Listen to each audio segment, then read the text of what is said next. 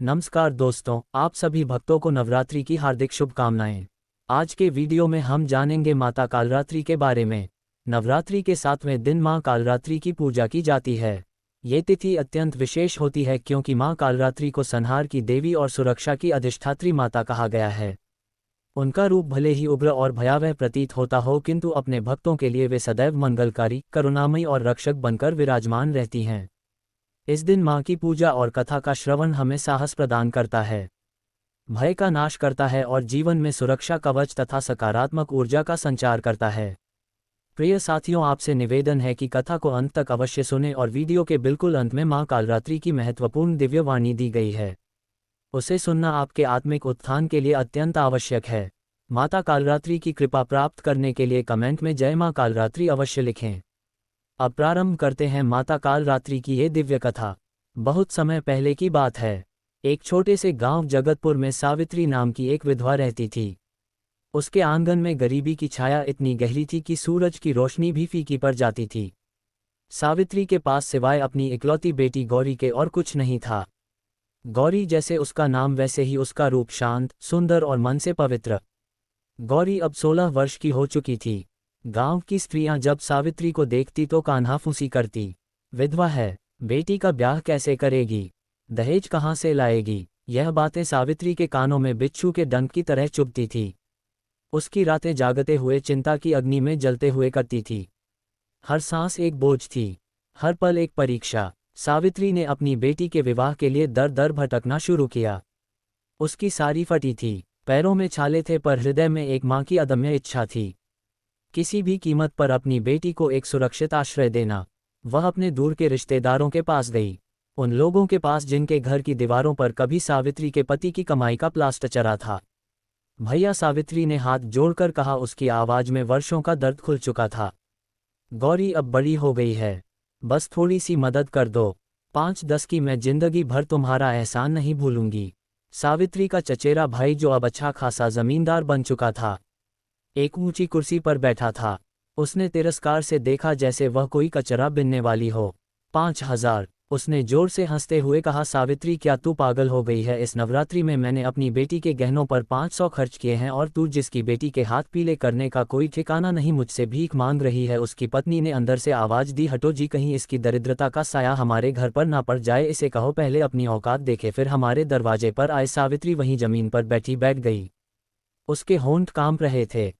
औकात? वह फुसफुसाई, मेरी औकात? एक माँ की औकात? क्या मेरी औकात केवल आंसू बहाने की है? वह उस जमींदार के घर से बाहर निकली। बाहर तपती धूप थी। सावित्री को लगा जैसे धरती माता भी उसकी उदासी से जल रही है। गांव के रास्ते पर चलते हुए उसका हृदय चीख उठा, पर होठ सिल गए थे। ओ धरती मैया, उसने मन ही मन पुकारा, तू मेरी साक्षी है, मैंने कभी किसी का बुरा नहीं चाहा, फिर क्यों मेरी कोख की ममता को इतनी बड़ी सजा मिल रही है? क्या मेरी भक्ति इतनी कमजोर थी कि कोई भी मेरी पुकार नहीं सुनता? सावित्री के पैरों के नीचे की धूल अचानक ठंडी महसूस हुई। ये धरती का मौन आश्वासन था कि वह सब देख रही है। वह जानती थी कि इस गरीब माँ की भक्ति दिखावा नहीं, बल्कि जीवन की अंतिम आस है। सावित्री शहर के सेठों के पास भी गई। हर जगह उसे अपमान और दुत्कार मिली। किसी ने कहा, बिना दहेज के कौन शादी करेगा, बेटी को घर में बिठाकर रखो। किसी ने तो यहाँ तक कह दिया कि गौरी शायद अच्छी किस्मत लेकर पैदा ही नहीं हुई है। शाम को जब वह खाली हाथ टूटी हुई वापस घर पहुंची तो गौरी ने उसे देखा। गौरी ने अपनी माँ के पैर पकड़े। माँ, तुम इतना क्यों थक गई? क्या मेरी शादी से ज्यादा कुछ नहीं है जीवन में? सावित्री ने गौरी को सीने से लगा लिया। ये प्रेम का आलिंगन नहीं, बल्कि दो दुखियारी आत्माओं का विलाप था। नहीं बेटी नहीं, मैं थकना नहीं चाहती, पर जब कोई मदद नहीं करता, जब सब अपनी आंखें फेर लेते हैं, तब लगता है सब कुछ खत्म हो गया है। सावित्री ने अपनी आवाज को नियंत्रित करने की कोशिश की, पर आंसू अनियंत्रित रूप से बह निकले। अगले ही दिन से मां दुर्गा के आगमन का पर्व शुरू हो गया। नवरात्रि पूरे जगतपुर गांव में उत्सव का माहौल था। हर घर में दीपक जल रहे थे, भजन कीर्तन की मधुर ध्वनि गूंज रही थी। पर सावित्री के घर में गहन अंधकार था। उसके पास इतना भी पैसा नहीं था कि वह मिट्टी का एक नया दिया खरीद सके। सावित्री ने कठोर व्रत रखा। वह जानती थी कि यदि अब कोई शक्ति उसकी मदद कर सकती है तो वह केवल आदि शक्ति जगत जननी ही है।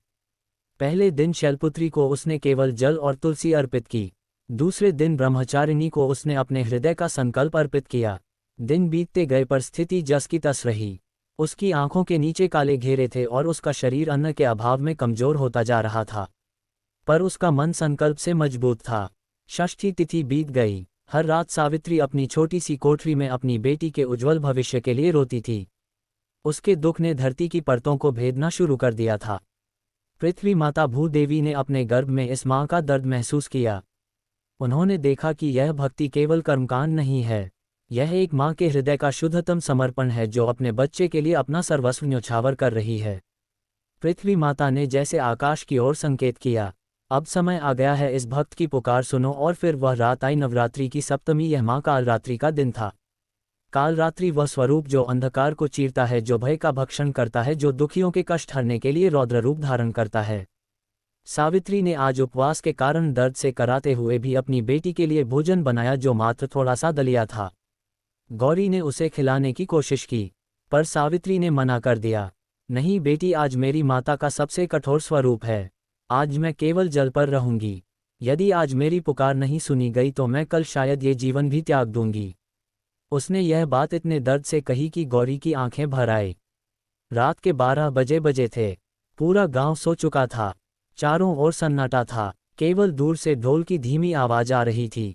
सावित्री अपने घर के पुराने टूटे हुए दालान में बैठी थी। सामने एक छोटा सा दिया टिमटिमा रहा था जिसमें तेल लगभग खत्म हो चुका था।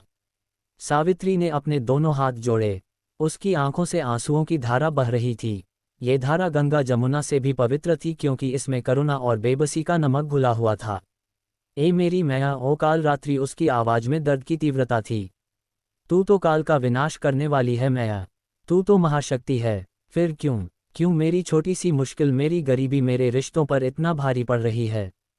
क्या मेरा दुख तुझ तक नहीं पहुंचता? क्या मैं इतनी अभागन हूँ? सावित्री का शरीर कांप रहा था। वह जमीन पर सिर पटकने लगी। धीरे धीरे, बार बार। लोग कहते हैं तू बहुत भयानक है माँ, तेरी आंखें लाल हैं, तू गले में मुंड माला पहनती है, पर मेरे लिए तू केवल मेरी माँ है। तू तो काली है मैया, तू तो अंधकार में प्रकाश देने वाली है। आज मेरे जीवन में इस गौरी की शादी से बड़ा कोई अंधकार नहीं है। वह उठ खड़ी हुई। उसके हाथ आकाश की ओर उठे। उसकी प्रार्थना अब विलाप नहीं, चुनौती थी, भक्ति की चुनौती। अगर तू सच में है माँ, अगर तू सच में जगत जननी है, तो इस गरीब की झोपड़ी में क्यों नहीं आती? क्यों मेरे आंसू जमीन में समा रहे हैं और कोई उन्हें पोंछने नहीं आता? मैंने अपने पति को खोया, मैंने अपनी जवानी खोई, अब बस मेरी बेटी की लाज बची है। क्या तू वह लाज भी नहीं बचाएगी? अचानक वातावरण बदल गया। बाहर हवा का एक तेज झोंका आया। दिया बुझ गया। घोर अंधकार छा गया। सावित्री भयभीत नहीं हुई। उस गहन अंधकार में उसे लगा जैसे उसकी प्रार्थना का उत्तर देना अब स्वयं प्रकृति का धर्म बन गया है। पृथ्वी माता ने अपनी ऊर्जा कालरात्रि के चरणों की ओर प्रवाहित कर दी। सावित्री के आंसुओं ने धरती को इतना भिगो दिया था कि माता कालरात्रि को अपनी शक्ति को उस स्थान पर आने के लिए बाध्य होना पड़ा जहां इतनी अपार भक्ति और करुणा का निवास था। सावित्री जमीन पर बेसुध होकर गिर पड़ी। उसका हृदय प्रार्थना की चरम सीमा पर पहुंच चुका था। सावित्री गहरी निद्रा में चली गई, जो वास्तव में गहन मूर्छा थी। तभी उसके स्वप्न में एक अद्भुत, भयानक और अत्यंत करुणापूर्ण दृश्य प्रकट हुआ। चारों ओर केवल काला बादल था। उस बादल में बिजली गूंज रही थी। तभी एक विशाल आकृति प्रकट हुई। वह मां कालरात्रि थी। केश खुले हुए जो आकाश में उड़ रहे थे। उनका रंग काजल से भी ज्यादा काला था। गले में मुंडों की माला भयानक लग रही थी और उनकी 4 भुजाओं में खड़क और लौहस्त्र थे। सावित्री ने उन्हें देखा और उसका हृदय एक पल के लिए धड़कना भूल गया। ये भय इतना तीव्र था कि वह चीख भी नहीं सकी। पर अगले ही पल सावित्री ने देखा कि माँ की आंखें, जो सामान्यतः भयानक और क्रोध से भरी लगती थी, वे आज वात्सल्य और अश्रु से भरी थी। उन आंखों में युगों युगों की पीड़ा और संसार की हर माँ की करुणा समाई हुई थी। माँ कालरात्रि ने गर्जना की, पर वह गर्जना दंड की नहीं, आश्वासन की थी। मेरी बच्ची सावित्री, माँ की आवाज़ ऐसी थी जैसे हजारों बादल एक साथ गरज रहे हो। फिर भी उसमें ममता की ठंडक थी। सावित्री भय से कांप उठी। माँ, आप क्यों डरती है मेरी प्यारी भक्त? माँ कालरात्रि ने कहा, मैं कालरात्रि हूँ। मैं वह हूँ जो काल को भी रोक सकती हूँ। तू किसके लिए रो रही है? उस समाज के लिए, उन तुच्छ मनुष्यों के लिए जिन्होंने तुझे अपमानित किया। माँ ने अपने एक हाथ से सावित्री के सिर को छुआ। उस स्पर्श में ब्रह्मांड की ऊर्जा थी। जिसने तुरंत सावित्री की सारी थकान मिटा दी। तूने कहा कि मैं तेरी झोपड़ी में क्यों नहीं आती? अरे मूर्ख, मैं तो तेरे आंसुओं में बहकर आई हूँ। तेरी भक्ति इतनी शुद्ध है कि मुझे अपनी रौद्रता त्यागनी पड़ी। सावित्री ने रोते हुए कहा, माँ मेरी बेटी गौरी, उसकी शादी। माँ हंसी और उस हंसी में सारा अंधकार छट गया। तू मेरी बेटी है और गौरी मेरी पोती। क्या मेरी बेटी के घर में कोई कमी रहेगी? यह मनुष्य, ये समाज, ये धन दौलत, यह सब मेरी बनाई हुई माया है।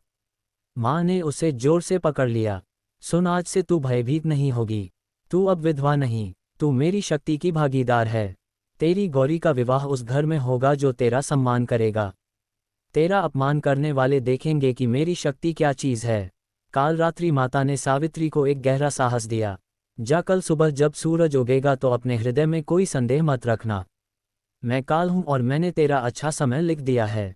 पलक झपकते ही स्वप्न भंग हो गया। उस पूरे दलान में, मंदिर की मिट्टी और हवा में भी एक दिव्य अपार्थिव सुगंध फैल गई थी। सावित्री जाग उठी। उसकी आंखें खुली थी, पर अब उनमें आंसू नहीं थे। उसकी आंखें लाल थी, पर ये लालिमा रोने की नहीं बल्कि काल रात्रि के तेज की थी। वह अकेली थी, पर उसे लगा जैसे उसके पीछे स्वयं महाशक्ति खड़ी है। अगले दिन अष्टमी का सवेरा हुआ। सावित्री उठी। आज उसकी चाल में वह उदासी नहीं थी। आज उसके चेहरे पर एक अलौकिक शांति थी, जैसे वह बहुत बड़ा युद्ध जीत चुकी हो। गौरी ने देखा कि माँ ने आज स्नान किया है और अत्यंत प्रसन्न दिख रही हैं। माँ, आज तुम ठीक हो? गौरी ने पूछा। मैं ठीक हूँ बेटी, मैं बहुत अच्छी हूँ, सावित्री ने मुस्कुरा कर कहा। आज हमारी माता ने हमारा हाथ पकड़ा है। सावित्री ने अपने छोटे से पूजा स्थान पर, जहाँ केवल एक पुराना कलश रखा था, नवमी के लिए खीर बनाने की तैयारी शुरू की। आज उसके पास घी और चीनी नहीं थी, फिर भी उसने मिट्टी के बर्तन में पानी और थोड़ा सा चावल डालकर भक्ति की ऊष्मा से उसे पकाना चाहा। तभी दरवाजे पर किसी ने आवाज दी, कोई है? हमें जगतपुर के सावित्री जी का घर खोजना था। सावित्री और गौरी ने दरवाजा खोला। बाहर गांव के कुछ प्रतिष्ठित लोग खड़े थे और उनके साथ एक हाथी दांत जैसा उज्ज्वल भव्य रथ खड़ा था। रथ के पास एक अत्यंत तेजस्वी सम्मानित परिवार खड़ा था। वे पास के बड़े शहर धर्मनगर के प्रसिद्ध वर्मा परिवार के सदस्य थे। वर्मा परिवार के मुखिया, जो स्वयं एक धर्मपरायण और धनी व्यक्ति थे, आगे बढ़े। उनके साथ उनका बेटा रमेश था, विनम्र, पढ़ा लिखा और संस्कारी। सावित्री हक्का बक्का खड़ी थी। आप कौन हैं और मेरे घर? वर्मा जी के चेहरे पर बहुत विनम्रता थी। उन्होंने हाथ जोड़े। सावित्री जी, हम धर्मनगर से आए हैं। कल रात मुझे एक स्वप्न आया, अजीब पर अत्यंत स्पष्ट। मेरी कुलदेवी काल रात्रि माता ने मुझे आदेश दिया कि मैं तुरंत जगतपुर जाऊं और आपकी बेटी गौरी को अपनी बहू बनाऊं। सावित्री के पैरों तले जमीन खिसक गई। गौरी की सांसें तेज हो गई। वर्मा जी ने अपनी बात जारी रखी। माँ ने कहा कि मैंने बहुत धन कमाया है, पर मेरी सच्ची संपत्ति तब होगी जब मैं एक सच्ची भक्त की बेटी को स्वीकार करूंगा। उन्होंने स्पष्ट कहा कि अगर मैंने दहेज या धन की ओर देखा तो मेरा सर्वनाश हो जाएगा। वर्मा जी ने आगे बढ़कर रमेश की ओर इशारा किया, जो तुरंत सावित्री के चरणों पर झुक गया। माँ, मुझे क्षमा करें, हम आपकी बेटी को बिना किसी अपेक्षा के अपनी लक्ष्मी बनाकर ले जाना चाहते हैं। मुझे आपके वैभव से कोई मतलब नहीं है, मुझे तो उस भक्ति से मतलब है जिसके कारण स्वयं माँ काल रात्रि को धरती पर आना पड़ा। आपकी बेटी ही हमारी असली दौलत है। सावित्री और गौरी की आंखों में आंसू आ गए, पर इस बार वे आंसू पीड़ा के नहीं बल्कि अपार कृतज्ञता और आनंद के थे। सावित्री ने देखा जो रिश्तेदार उसे कल तक दुत्कार रहे थे वे सब दरवाजे पर खड़े थे। उनके मुंह खुले के खुले रह गए थे। उन्हें अपनी आंखों पर विश्वास नहीं हो रहा था कि वही गरीब विधवा जिसे उन्होंने भीख देने से मना कर दिया था, आज शहर के सबसे प्रतिष्ठित घराने की समाधन बनने जा रही है। सावित्री ने उस वैभवशाली परिवार को देखा और फिर अपनी बेटी गौरी को उसका हृदय भर आया। माँ मेरी मैया, वह जमीन पर गिरकर बोली, आपने मेरी लाज रख ली, आपने मेरी करुणा सुनी। वर्मा जी ने तुरंत उसी दिन अत्यंत सादगी के साथ नवमी के शुभ अवसर पर विवाह की हामी भरी और पूरे गांव के सामने घोषणा कर दी कि इस विवाह में ना कोई दान होगा, ना कोई दहेज। यह माता काल रात्रि का स्वयं किया हुआ विवाह है।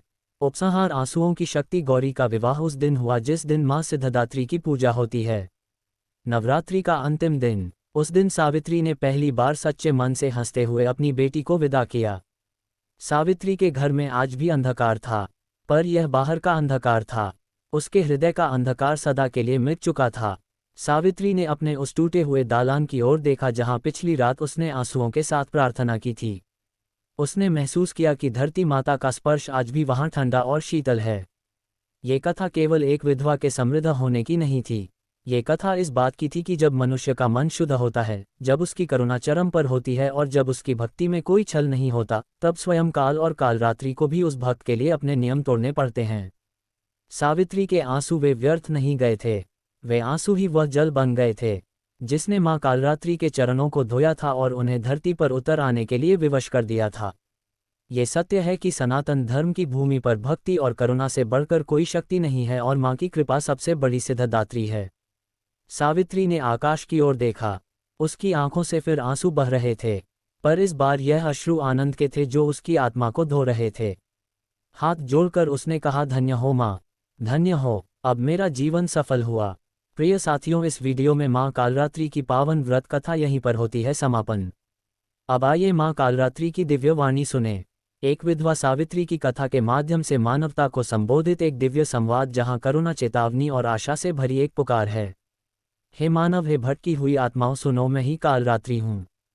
वही जगत जननी, वही रौद्र और करुणा की धारिणी, वही अंधकार को चीरकर प्रकाश देने वाली शक्ति। तुम मुझे केवल भयानक रूप में देखते हो, खुले केशों में, गले में, मुंडमाला में, लाल आंखों की ज्वाला में। पर क्या तुम जानते हो, ये रौद्र रूप तुम्हें डराने के लिए नहीं, तुम्हें जगाने के लिए है। हाँ, मैं कालरात्रि हूँ। काल की भी रात पर मेरे भीतर वही ममता बहती है जो हर माँ के हृदय में बहती है। मैं कराल रूप धारण करती हूँ, पर यह रूप दुष्टों के लिए है, तुम्हारे लिए जो रोते हो, जो तड़पते हो, जिनका हृदय सच्चा है। मेरे आंचल में केवल करुणा है, केवल आश्वासन है। हे मनुष्य, तुम्हारी इस धरती पर आंसू बहते हैं, करुणा बहती है, पर तुम भूल जाते हो कि हर बूंद व्यर्थ नहीं जाती। क्या तुमने सावित्री की कथा नहीं सुनी? वह गरीब विधवा जिसके पास ना धन था, ना संबंधियों का सहारा। वह रोती रही, अपमान सहती रही, दुत्कारी गई, फिर भी उसने हार नहीं मानी। उसके आंसू मेरी ओर बहते रहे, उसकी करुण पुकार मेरी शक्ति को जगाती रही। मैंने देखा वह विधवा भूखी रही, उसने अपना शरीर गलने दिया, पर अपनी बेटी की लाज के लिए मुझे पुकारती रही।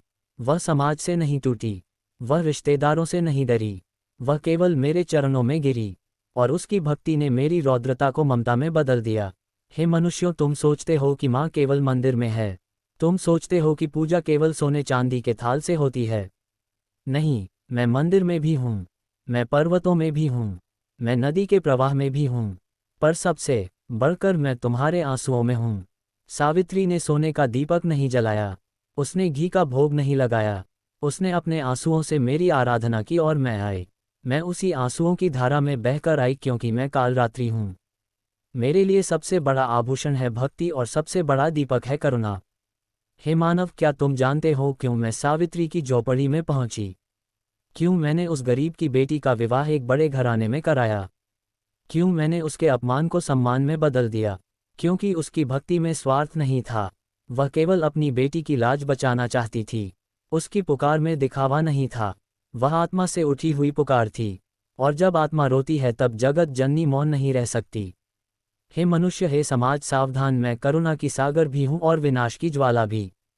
मैं फूल की तरह कोमल भी हूँ और अग्नि की तरह प्रचंड भी। जो मेरे भक्त को अपमानित करेगा, जो दरिद्रता का मजाक उड़ाएगा, जो किसी माँ की आंख से आंसू गिराएगा, मैं उसके भाग्य को जला दूंगी। क्योंकि याद रखो, जिस दिन गरीब की आह आसमान चीरती है, उस दिन देवता भी कांपते हैं और कालरात्रि अपने रौद्र रूप में उतर आती है। हे मनुष्य, तुम्हें लगता है धन से जीवन सुरक्षित हो जाएगा, दहेज से सम्मान मिलेगा, दिखावे से प्रतिष्ठा बचेगी, पर देखो वही धनी रिश्तेदार जिन्होंने सावित्री को दुत्कारा, अगले ही दिन शर्म से अपने मुंह छुपा रहे थे, क्योंकि मैंने उन्हें दिखा दिया।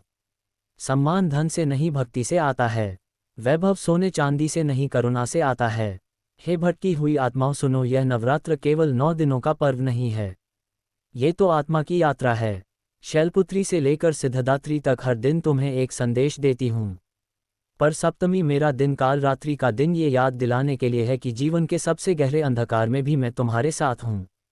मैं अंधकार को गले लगाकर उसमें से प्रकाश निकालती हूँ। मैं भय को भक्षण करके तुम्हें निर्भय बनाती हूँ। मैं अपमान को निगलकर सम्मान का वरदान देती हूँ। हे मानव, सावित्री की तरह मत डरो, अपनी पीड़ा को आवाज दो, रो गिड़गिड़ाओ, पर अपने आंसू समाज के दरवाजे पर मत गिराओ। अपने आंसू मेरे चरणों में अर्पित करो, क्योंकि यह आंसू व्यर्थ नहीं जाते, यह आंसू मेरे लिए गंगाजल से भी पवित्र है। हे कलयुग के मनुष्य, मैं कहती हूँ, अगर तुम्हारा हृदय शुद्ध है, अगर तुम्हारी पुकार छल छन से रहित है, अगर तुम्हारा दुख किसी और की भलाई के लिए है, तो मैं तुम्हारे पास आऊंगी। चाहे तुम झोपड़ी में रहते हो या महल में, याद रखो, मैंने काल को रोका है, यमराज को झुकाया है, दैत्यों का संहार किया है। फिर तुम्हारी छोटी सी समस्या मेरे लिए क्या है? तुम्हें बस अपने मन को सच्चा बनाना होगा। हे मनुष्यों, सुनो मेरी चेतावनी। अगर तुम किसी गरीब का मजाक उड़ाते हो, किसी विधवा को अपमानित करते हो, किसी कन्या को बोझ समझते हो, तो समझ लो ये तुम्हारा विनाश लिख चुका है। क्योंकि मैं करुणा की माता हूँ। पर जब मेरी करुणा का अपमान होता है तो वही करुणा रौद्र बन जाती है। और जब काल रात्रि का रौद्र रूप प्रकट होता है तो राजमहल भी खंडहर बन जाते हैं। हे मानव, आज मैं तुमसे कहती हूँ, दहेज की आग मत जलाओ, गरीब की हंसी मत उड़ाओ, स्त्री को बोझ मत समझो, माँ के आंसू का अपमान मत करो। अगर तुम ऐसा करोगे तो समझ लो तुम्हारा कुल कभी सुखी नहीं रहेगा। तुम्हारी पीढ़ियां तुम्हें कोसेंग और तुम्हारे घर की रोशनी सदा के लिए बुझ जाएगी। पर हे मेरे बच्चे, अगर तुम करुणा के मार्ग पर चलोगे, अगर तुम दूसरों के आंसू पोंछोगे, अगर तुम स्त्री को शक्ति मानोगे, तो मैं काल रात्रि भी तुम्हें अपनी बाहों में भर लूंगी। मैं तुम्हारे अंधकार को मिटाकर प्रकाश से भर दूंगी। मैं तुम्हारी लाज बचाऊंगी, तुम्हारे परिवार को सुख दूंगी। मैं तुम्हारी कठिनाई को वरदान में बदल दूंगी। हे मानव, सावित्री की तरह साहस रखो। उसने सब खोया पर विश्वास नहीं खोया। उसके आंसू हार का प्रतीक नहीं थे बल्कि विजय का आह्वान थे। याद रखो, भक्ति तब सिद्ध होती है जब आंसू बहते हैं और मन कहता है अब कोई सहारा नहीं, और तभी मैं उतरती हूँ। वही काल रात्रि, वही जगत जननी, वही अंधकार में आशा की ज्योति। तो सुनो हे मनुष्य, हे भटकी हुई आत्माओं, तुम्हें डरने की जरूरत नहीं है। मैं हूँ, मैं हमेशा रहूंगी। तुम्हारे हर आंसू को मैं गिनती हूँ, तुम्हारी हर पुकार को मैं सुनती हूँ। मैं वही हूँ जिसने सावित्री की लाज रखी। मैं वही हूँ जिसने गौरी को सम्मानित घराने की लक्ष्मी बनाया। मैं वही हूँ जिसने अपमान को सम्मान में बदल दिया। और मैं वही हूँ जो तुम्हारे जीवन में भी परिवर्तन ला सकती हूँ। अगर तुम सच्चे हो, अगर तुम्हारे आंसू शुद्ध हैं, अगर तुम्हारी भक्ति छल रहित है, हे मानव, आंसू व्यर्थ नहीं जाते। वे मेरे चरणों को धोते हैं, और जब मेरे चरण भीग जाते हैं तब मैं स्वयं चलकर आती हूँ। याद रखो, मैं काल रात्रि हूँ पर मैं तुम्हारी माँ भी हूँ। अंधकार मेरा आभूषण है पर करुणा मेरा हृदय है। हे मेरे बच्चे, मत डरो, क्योंकि तुम्हारे साथ तुम्हारी माँ है। मैं काल रात्रि हूँ, जगत जननी, और मैं तुम्हें छोड़कर कभी नहीं जाऊंगी। प्रिय साथियों, इस वीडियो में माता काल रात्रि की पावन व्रत कथा और दिव्य वाणी यहीं पर समापन होती है। हम कामना करते हैं कि माँ कालरात्रि की कृपा आप सभी पर बनी रहे। आपके जीवन में सदैव सुख, शांति, समृद्धि और सकारात्मक ऊर्जा का संचार होती रहे। यह विशेष दिन न केवल भक्ति भाव से भर देती है बल्कि हमारे जीवन में एकता, प्रेम और आस्था का संदेश भी लेकर आता है। नवरात्रि की 7वें दिन की व्रत कथा को सुनने के लिए हृदय से धन्यवाद। अगर आप चैनल पर नए हैं तो चैनल को सब्सक्राइब करना ना भूलें। कृपया अपने विचार और अनुभव कमेंट्स में अवश्य साझा करें और जय मां काल रात्रि लिखना ना भूलें और अपने दोस्तों के साथ वीडियो का लिंक अवश्य शेयर करें। मिलते हैं जल्द ही एक नए वीडियो के साथ, तब तक के स्वस्थ रहें, मस्त रहें और अपने माता पिता का ख्याल रखें। राधे राधे।